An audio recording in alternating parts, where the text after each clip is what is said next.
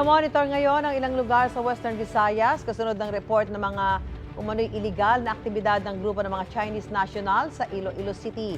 Live mula sa Iloilo City, may unang balita si Kim Salinas ng GMA Regional TV. Kim? Susan, nakikipag-ugnayan ang National Bureau of Investigation 6 sa Bureau of Immigration at sa iba pang mga ahensya ng gobyerno ukol sa namonitor nilang iligal na aktibidad ng ilan daw Chinese nationals sa Iloilo City.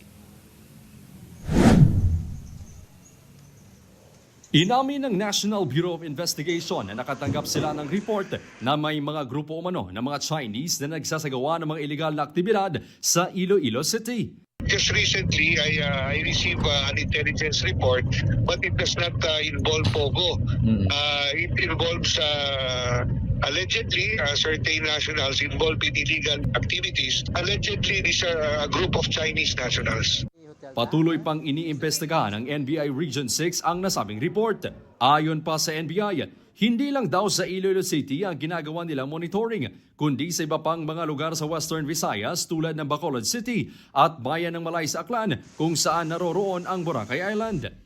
Pinabura naman ng NBI 6 ang resolusyon na pinagtibay ng Iloilo City Council na pag-ban sa Philippine Offshore Gaming Operator o POGO sa lungsod. Ang ilang residente ng Iloilo City, suportado rin ang hakbang ng City Council.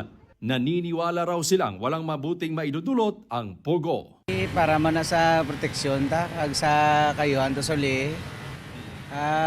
Mga illegal nga monitor na sa mga kapulisan. Ginabawal kay daw medyo daw hindi makahatag sang kayuhan. Oy, kalit gede.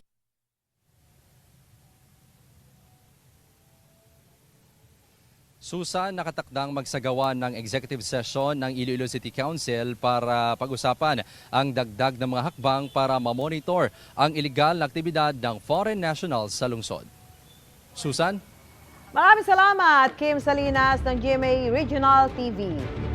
Mga kapuso, para una ka sa mga balita, mag-subscribe sa GMA Integrated News sa YouTube. Sa mga kapuso abroad, subaybayan niyo po kami sa GMA Pinoy TV at sa www.gmanews.tv.